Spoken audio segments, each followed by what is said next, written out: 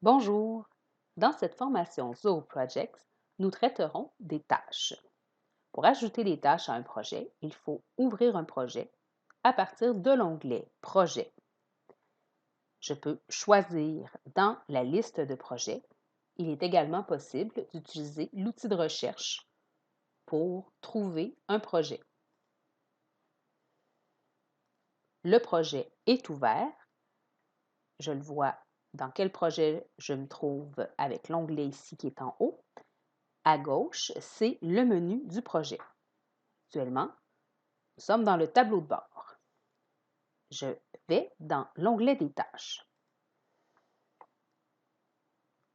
Dans la vidéo précédente, j'ai montré la structure de Zoho Project avec les jalons, les listes de tâches, les tâches et les sous-tâches.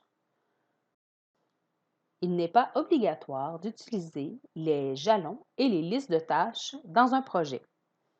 Vous pouvez directement créer des tâches et des sous-tâches pour définir ce projet. Pour ajouter une tâche, vous cliquez sur le bouton « Ajouter une tâche ». Le nom de la tâche doit être assez évocateur pour que, en le lisant, on sache ce qu'il y a à faire dans cette tâche. C'est le seul champ obligatoire pour créer une tâche. Il est possible d'ajouter une description qui pourrait expliquer la procédure pour réaliser cette tâche.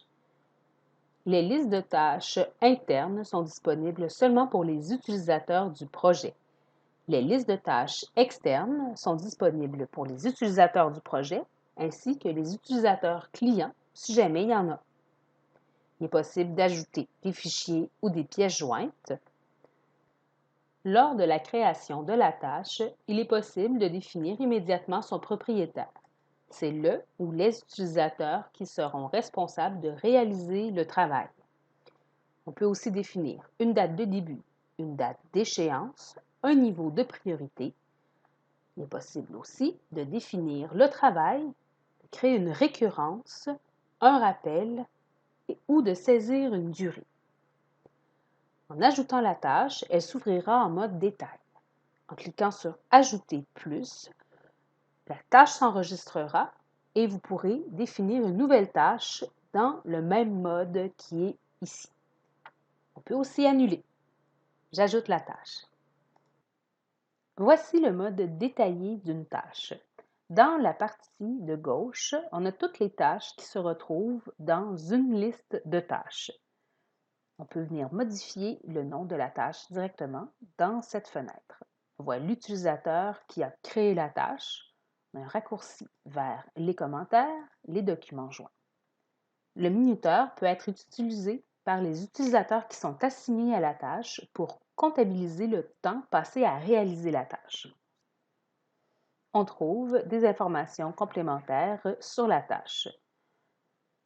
On peut ajuster la priorité d'une tâche directement dans ce bandeau ou à cet endroit dans les informations de la tâche. Même chose pour son statut. Et quand on change le statut, on voit que la couleur de la tâche a changé. Encore une fois, on peut ajouter ou modifier la description d'une tâche.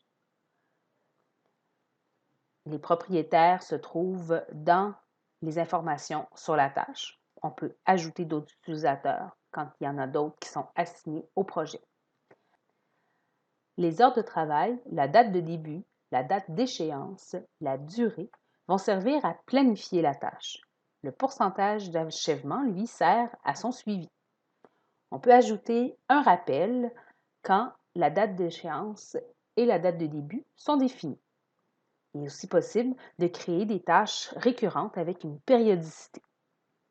Dans la partie du bas, on trouve les commentaires, les sous-tâches, les heures de journalisation, qui sont toutes les entrées de temps qui ont été créées pour la réalisation de la tâche, les documents, les dépendances, qui sont les liens entre les tâches qu'on pourra voir aussi dans les diagrammes de Gantt, les problèmes et les activités, qui sont toutes les actions qui ont été faites dans la tâche depuis sa création.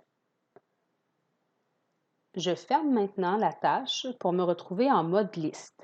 Il est aussi possible d'ajouter très rapidement des nouvelles tâches pour chacune des listes de tâches avec le petit bouton bleu qui est là. Enter. Et voilà. Donc, facile d'ajouter plusieurs tâches. Une fois que j'ai terminé, j'appuie sur Annuler pour désactiver cette fonction. Merci.